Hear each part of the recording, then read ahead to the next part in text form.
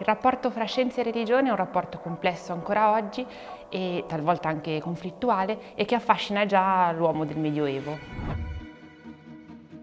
Io sono Francesca Galli e sono ricercatrice postdoc presso l'Istituto di Studi Italiani dell'USI. Mi occupo di letteratura e di filologia medievale e in particolare mi interessa il rapporto fra scienza e letteratura e sto curando al momento l'edizione di alcuni testi duecenteschi che si leggono solo in manoscritto.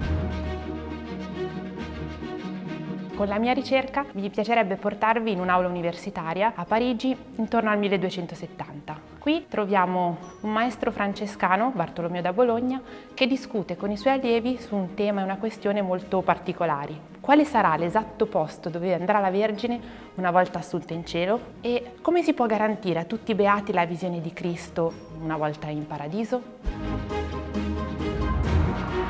Bartolomeo mette davvero in campo tutte le sue conoscenze, dai teologi, la Bibbia, ai padri della Chiesa, a Euclide e ai grandi specialisti dell'ottica medievale.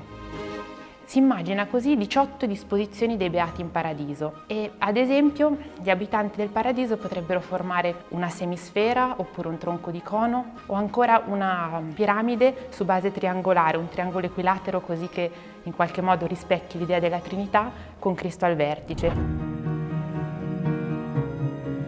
Per i suoi allievi che fatichino un po' con la geometria, Bartolomeo, da bravo insegnante, propone paragoni con oggetti molto concreti, per esempio una tenda d'accampamento, e descrive con molta precisione le figure da tracciare.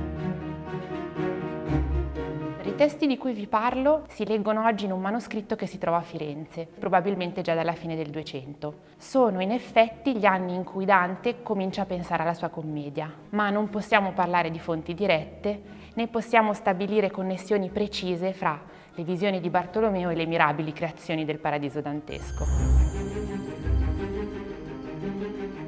D'altra parte, testimonianze come queste ci permettono di guardare alle cose con gli occhi di un'altra epoca e anche di fare delle ipotesi sulle idee e le immagini che nutrono la mente e lo sguardo del sommo poeta e dei suoi contemporanei.